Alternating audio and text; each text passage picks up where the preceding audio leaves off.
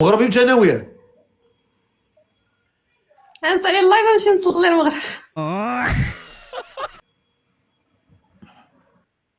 السلام عليكم.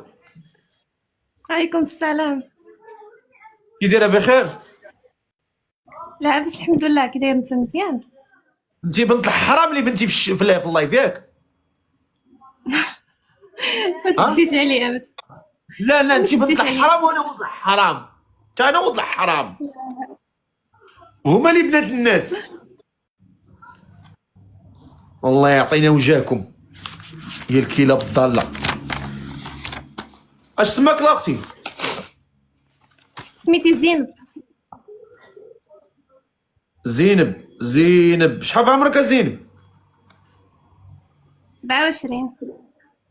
زينب 27 عام. في ساكنه زينب؟ فاس. انت فاسيه؟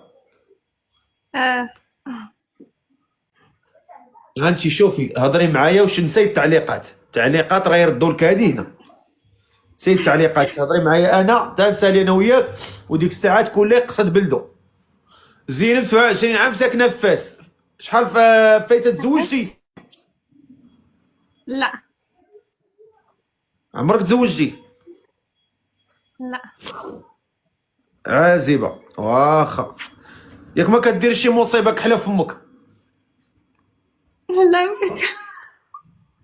لا ما كندير والو. ها لا كتصلي شويه ولا والو؟ كنصلي. كتصلي. اش من اخر صلاه صليتي اليوم؟ العصر. العصر. المغربي متناويه. غنسالي اللايف ونمشي نصلي المغرب. ليس لي اللايف. الله اكبر. صدقتي طلعتي. مزيان. وقولي لي هاد السيد اللي باغا تزوجي به شحال بغيتي يكون في عمره؟ ما يفوتش 40. ما يفوتش 40. من اش من عمر حتى اش من عمر؟ من 27 حتى 40. من 27 حتى 40.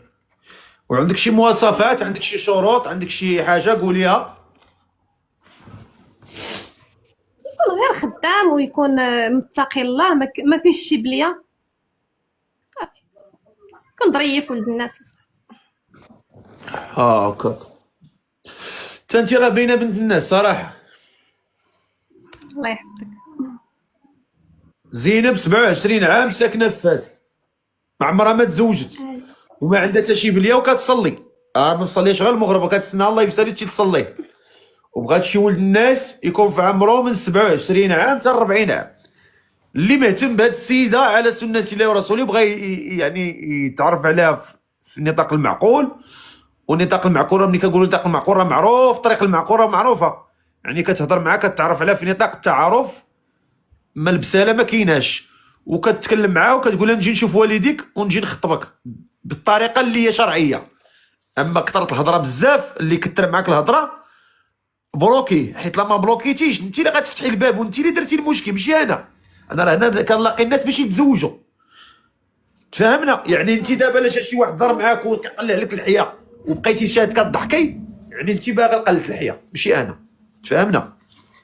اللي باغي المعقول كيتفاهم معاك في المعقول، تيهضر معك هضرته معبوره، باين الهضره ديالو معبوره، كتقراي من هضرته معبوره. اما كيبقى يخرج السطر هذاك راه باين. كدير ليه بلوك وكنزيد وكنطوي الصفحه ونمشي نشوف شي انسان اخر اللي باغي المعقول، وكيهضر معاك جوج كلمات واضحين وكيقول لك نجي لوالديك، هذاك هو اللي باغي المعقول.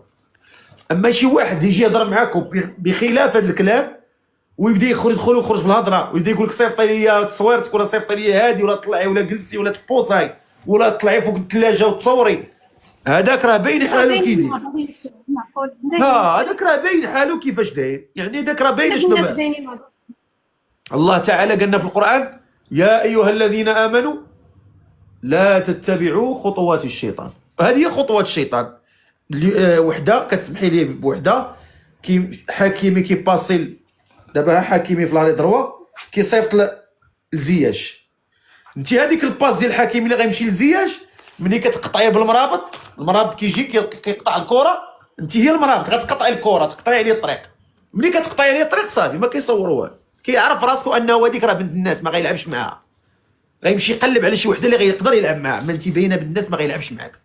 يعني كل وحده عارفه كيفاش الحدود ديالها، وراه الراجل ملي كيشوف امراه بحدودها بعراضها كيفراني، كيعرف راسو ان هذيك السيده راه بعراضها وبحدودها.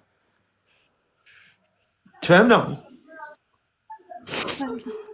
الا كان شي واحد معقول من 27 عام ل 40 عام يكتب لي انا نطلعو لهاد السيده هادي، باغا شي واحد في المعقول، شي راجل يكون خدام يكون مزيان، يعني امور ديالو مقاده، اللي غادي يتزوج بهاد السيده باذن الله عز وجل، اللي مهتم بها يكون من 27 ل 40 يكتب لي انا. بلاتي ما تصيفطوش لنا الكادويات الله يرحم والدي، راه كتبرزطوني كنبغي نطلع نقلب على شي واحد نطلعوه وانتم كتدرقوا لنا الشاشه.